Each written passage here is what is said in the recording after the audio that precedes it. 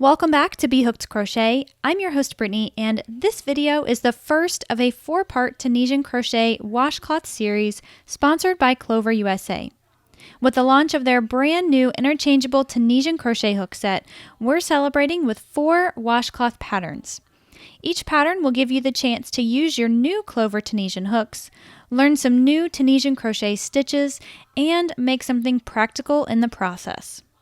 If you're following along with this series between August 13th and September 24th, 2017, be sure to head to bhookedcrochet.com/washcloth series to enter to win an interchangeable Tunisian hook set from Clover. You can find that link right here on your screen in the top right corner. You'll also find the written instructions for this particular pattern on that page. Now let's get started and make our first washcloth.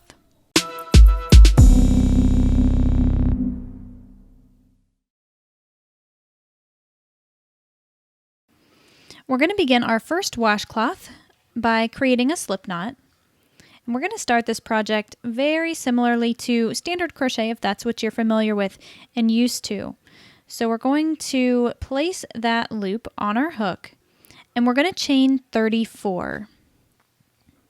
Now when you're working with Tunisian crochet, you do have to create a foundation row, and that's what we're going to be working on in the next couple of minutes. Before we can get to that, we need to chain 34. That's going to be the starting point for our foundation chain. Now once you have your 34 chains, we're ready to begin our foundation row. And what we need to do is locate the second chain from the hook. So I have my first one here, the second one is right there. Now I prefer to work my stitches in the back bump, so I'm just turning the chain over. And when I do that, I can see these little bumps. So that's where I like to work. However, you can work under whatever part of the chain that you prefer. So once you insert your hook into that second chain from the hook, you're just going to yarn over and pull up a loop. And then we're going to keep that loop on the hook. This is where Tunisian crochet differs from standard crochets. We work the loops on our hook and then off our hook. So it's a nice little hybrid between knitting and crochet. So I'll locate the next chain, insert my hook there, yarn over and pull up a loop. Find the next chain and just do the same thing. We're just going to repeat that all the way to the end of our chain. And while we're doing this, we want to be mindful of our tension. Now we are working with a cotton yarn, which does have a little bit of resistance, and that's something that's important to keep in mind. But the main goal here is you want there to be some flexibility of the stitches on your needle. If you make them so tight that you can't move them around, it's going to be a very unpleasant experience. So you want to make sure those stitches are nice and loose on your hook so you can move them freely as you work your stitches.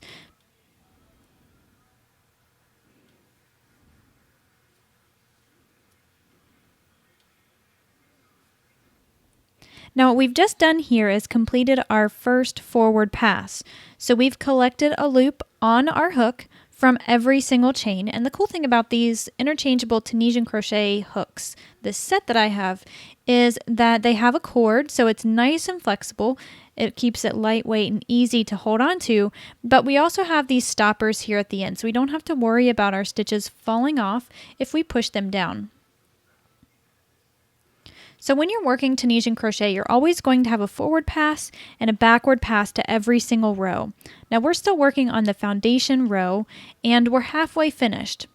The next thing we need to do is start the backward pass, and the first thing I'm going to do to start that is just to shift my stitches up a little bit.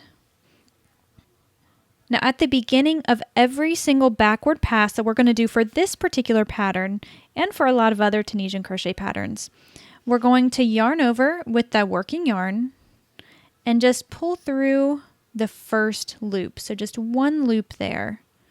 Now if you're thinking at it from a technical aspect, all we did there was create a chain, and that's going to create the edging of our washcloth. Now from here on out, the repeat is really simple. We're going to yarn over and pull through 2 loops. So 2 loops at a time. And then we can sort of shift things around. Then we'll yarn over and pull through 2.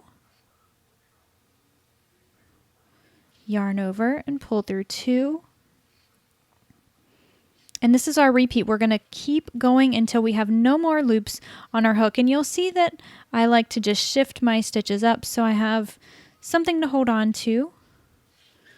And I'm not fighting with myself there as far as holding on to the work and the hook at the same time.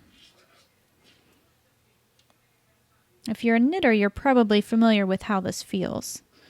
But if you're a crocheter, it might be a little new to you, and that's okay. It really just takes a little bit of getting used to.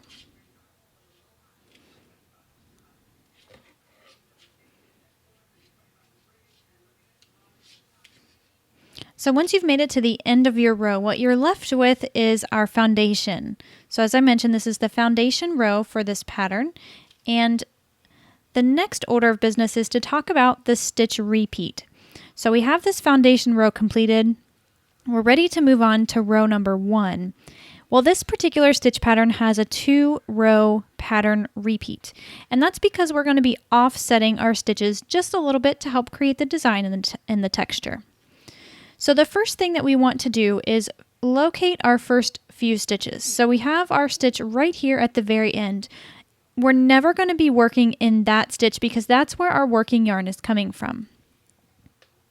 So this pattern uses the cross stitch, and the name will make sense once you see how it's worked. So the first thing we need to do is skip the first vertical bar. We're not going to work in that just yet. We're going to locate the second vertical bar and insert our hook under just that first leg of the vertical bar. Then yarn over and pull up a loop. And we're going to keep that loop on our hook because remember, it's Tunisian crochet. We're working the loops on and then off our hook. In order to make this a cross stitch, we need to circle our hook back around and catch that first vertical bar that we skipped. So what I do is just pull my hook down. I'm just letting the hook do its job here and hold on to that last loop that I just worked. You can steady it with your finger if you feel the need to, and insert your hook under the front leg of that first vertical bar, yarn over, and pull up a loop. And there we have our first cross stitch made. You can kind of see that it's crossed over, and that's where the name comes from. And we're going to repeat that all the way across this row. So I'm going to locate my next 2 vertical bars, which you can see right here. I'm going to insert my hook under the second one, yarn over, pull up a loop, and then I'm going to circle back around and catch that first vertical bar. So insert your hook under that first one, and you can see here that the first one is always a little bit more difficult to work into after you've already worked a loop from that next stitch. You'll skip the next one, yarn over and pull up a loop into the second vertical bar, then circle back around and catch the first one, and there we've made another cross stitch. We're skipping one, insert into the next, yarn over, pull up a loop, circle back around to that first bar, yarn over, pull up a loop. So we're going to repeat this until we get to the end of the row, and at the end we will have a total of 34 stitches for this row and all of the subsequent rows. It's always a good idea to go back and count and make sure that you have the proper stitch count. If you're dropping a stitch or adding a stitch, then you'll have uneven edges. And once you've finished working all of your cross stitches, I will demonstrate where to work the very last stitch. So I've now made it to the end of my row. I've worked my last cross stitch, but I'm still left with this little piece right here. Well, this is going to be our last stitch. Now remember at the beginning I said technically what we're doing there is we're creating a chain. Well, what we need to do to finish off the row is to insert our hook into that chain, yarn over and pull up a loop, and that's going to represent our last stitch. But we have to be careful about where we're placing our hook and what loops of that chain we're catching, because if we only catch one of those loops, we'll have open holes sort of on the side of our work. So if you turn it in this direction here, you can see the one leg of the V of the chain, and right there you can see the bump. So that's what I want to catch. I want to catch the side of the chain and the back bump. So you want to make sure you have two loops on your hook when you insert it in there. You'll yarn over and pull up a loop, and that's going to finish the forward pass for row 1. Now the backward pass is going to be the same as what we saw for the foundation row.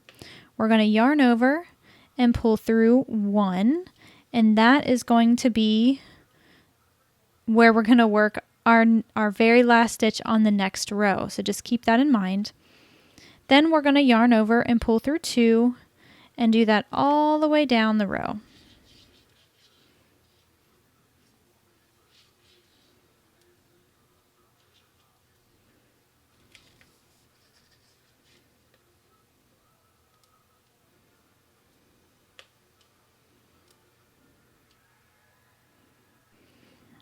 Now once we've completed our backward pass for that first row, then our work looks something like this. So we can see the first row of cross stitches, and then we have this open mesh framework.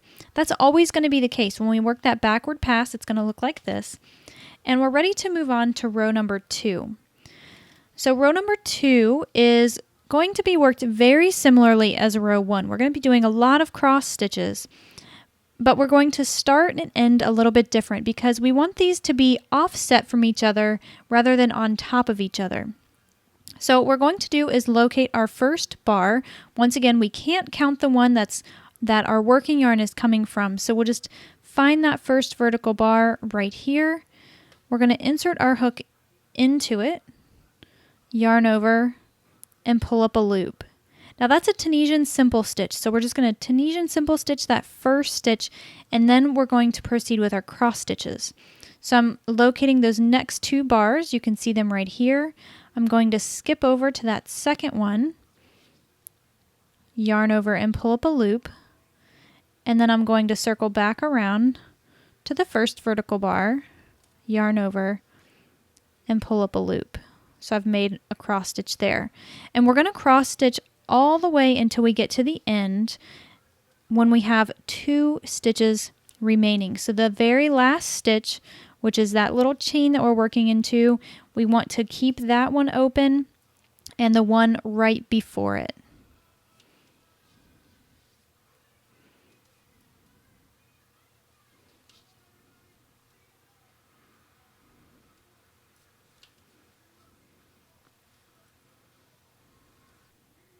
So here I am now at the end of my row. I've completed 1 cross stitch there, and I have 1 vertical bar and my chain left over.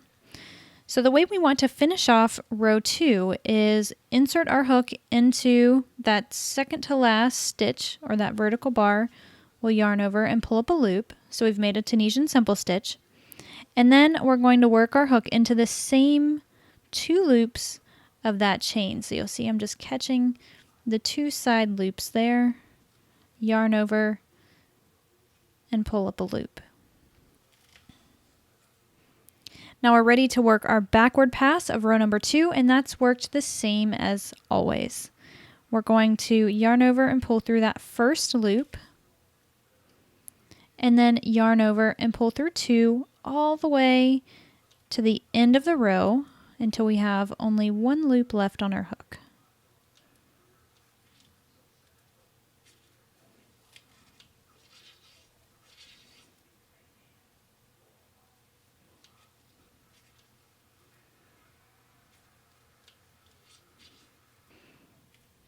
Now once you've completed that backward pass for row 2, that's actually the pattern repeat for this design. We're going to repeat rows 1 and row 2 until we have a total of 20 rows. So we're counting this first row that we did, so we'll just count the cross stitch rows. So that would be row 1, row 2, and as we do the forward pass for row 3, then you would see that one form as well.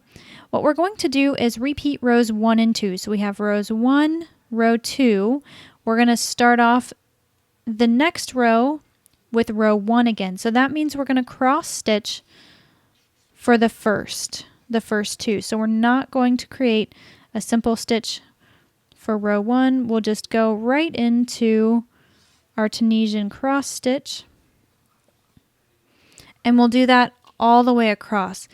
So as I mentioned, you're going to repeat those 2 rows until you have a total of 20 rows. You're going to stop at the end of a backward pass, so right where we just were from a row 2. Once you've completed that, you'll come back to the video. I'll demonstrate how to bind off in pattern, and we'll talk about weaving in your ends and blocking a little bit to correct some of the rolling and the bias that you're going to see. Once you have the length of your washcloth worked up, we're ready to do the bind off.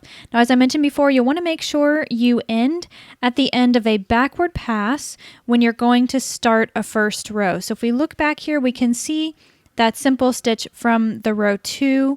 So this would be starting a row 1. That's where we want to bind off for this particular pattern. And what we're going to do is bind off in pattern. So our regular row 1 repeat would mean that we would do a cross stitch first.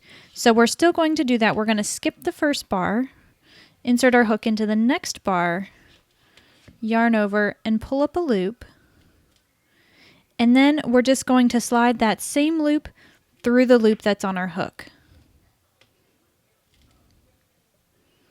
Now we need to circle back around to that first bar, the one that we skipped.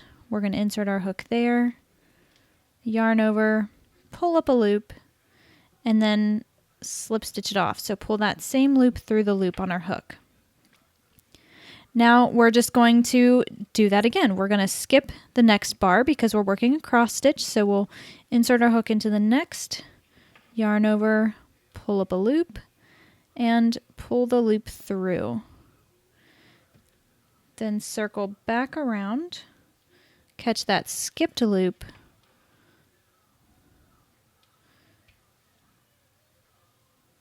and we'll work that one off as well. And that is our repeat for this last bind off row. We'll demonstrate quickly one more time. So I'm going to skip the next bar,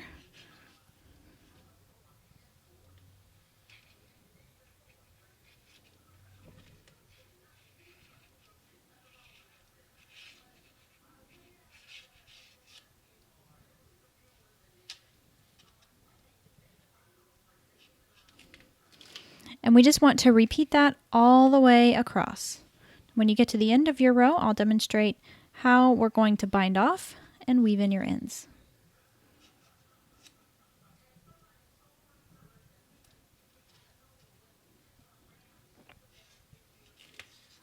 Once you've made it to the end of your bind off row, you don't want to forget that very last stitch that's here at the end. So you'll insert your hook under those 2 loops, just like we talked about previously. You'll yarn over and pull up a loop, and then just pull that loop through the loop on your hook. Okay, so once you're finished with that, leave yourself a tail that's about 6 inches long. Trim that off and pull that tail through the loop on your hook. And from here, we're ready to weave in our ends, and we're going to talk about the shape a little bit here as well. So the first thing we need to do is weave in our 2 ends. Now I like to use these Clover bent tip needles. They work really well, especially for weaving in on this texture that we have on the back. So this is very similar to a Tunisian purl stitch. And what I like to do from here is just work the tail and swing it around and catch each one of these little bumps. So we're pretty much just braiding it in, if you will. So swinging it around, catching as many of those as you can. That's where the bent tip really comes in handy.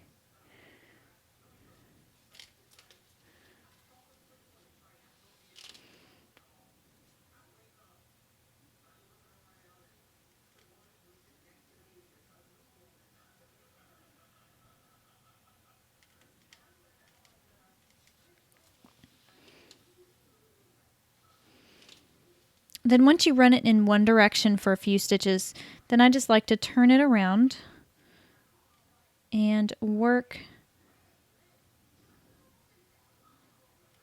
in the opposite direction.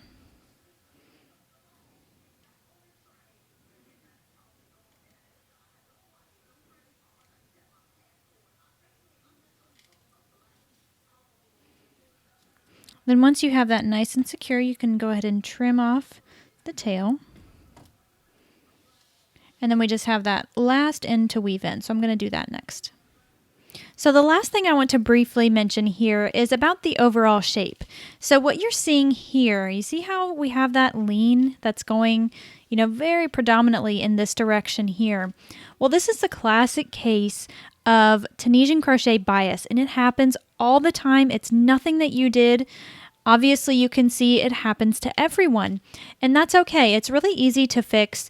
Oftentimes, you'll find that the bias is very stitch dependent. So this cross stitch does help promote this bias or that lean in one direction, and it's based on the handedness of the crocheter.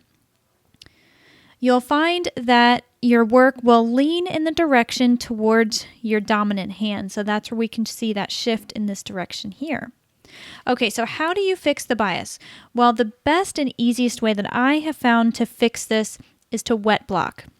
Now, what that means is you're going to just grab some type of athletic flooring tile. You can actually buy blocking boards, and the main goal is that you want it to be water resistant. And you're going to take some pins and you'll pin the entire thing down. Now, I typically like to start at the corners. I'll stretch it out a little bit, and you want to pin it down in the shape that you want it to stay in. Now, once you do that, you can take a spray bottle with some lukewarm water. You can saturate it and allow about 24 hours for it to dry completely. And when you unpin it, you'll find that the bias is going to be straightened out. Your edges aren't going to curl quite as much as you see here, and the edges are going to be a lot more even instead of sort of wavy like this. Now, I do have a very detailed tutorial on blocking your project, and you can find that at bhookedcrochet.com/blockyourproject. That's going to cover wet blocking, steam blocking, finger blocking, pretty much every other type of blocking that you can imagine. Don't forget to head over to bhookedcrochet.com/washcloth series to enter to win your very own interchangeable Tunisian crochet hook set. Now also, I would love for you to share your progress photos with me on Instagram. You can do that by using hashtag B.Hooked. I'll be in there and having a look at all of the different color combinations that you're coming up with this really cool stitch pattern. Well, washcloth number 2 will be available online on August 27th, so keep making washcloth number 1, and I'll be back at you on August 27th, 2017 with washcloth number 2. Have fun, guys!